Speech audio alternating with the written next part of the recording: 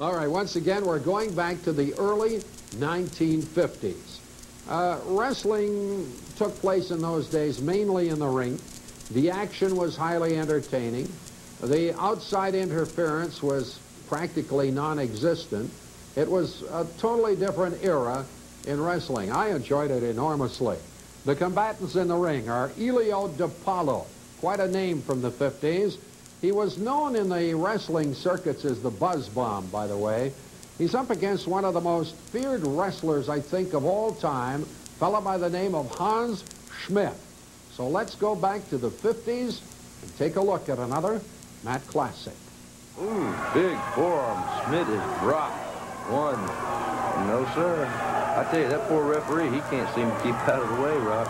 Well, he has to go in there to count the pinfall, Nick. He has to check to see both shoulders are down, and when the man tries to make his escape, he's directly in the line of fire. It's not an easy job. Hey, these guys are going back and forth. One guy gets knocked down. When the man comes to pick him up, the guy that's down seems to, it's just been boots and punches back and forth. Nice move there by De Palo. And he goes right out to that long arm bar, and now Schmidt. No, he didn't quite make it there. No, he's trying to get up, and I know what he's trying to do. He's trying to get up. He's trying to gain a toehold to put De Palo's shoulders to the mat, but so far he hasn't been able to do it. Notice how De Palo was catching him in the ribs with those little boots there every time he'd get up. One boot right under the armpit and in the rib section there. And now Schmidt's making it slowly to his feet. And now he has De Palo's, almost had De Palo's shoulders in a situation. Ooh, a knee to the head by Schmidt. Ooh, a boot right underneath the chin. But De Palo right back to his feet. He made it to his feet before Schmidt did. And if you notice, Nick, this match has been non-stop action. Like all of these golden oldies that we've seen in recent weeks, these men go after each other, hammer and tong from the opening bell, and nobody ever backs up and nobody ever stops. Well, I've heard of Hans Schmidt before. I've never seen any of his matches until now. But his reputation, I've heard of him. But this Elio De Palo, he really impresses me. I've never heard of him before. He's tough. Oh, he's double tough, Nick. De Palo was not probably quite as well known as Schmidt was. Schmidt, at one period, I would say, in the mid-50s, for 4 or 5 years, was the most dreaded opponent in professional wrestling. I'm sure there was a lot of world champions that dreaded facing a man like Schmidt. Well, he wrestled all the world's champions of that period, believe me. Never captured the belt, though, did he? Never quite made it. Usually, Schmidt made the mistake of doing something that got the match thrown out. He got himself disqualified because once he smelled blood, he was just like a shark. He wouldn't stop for anything. He ignored counts. He was all over a man. Quite often, he was disqualified. Just getting carried away.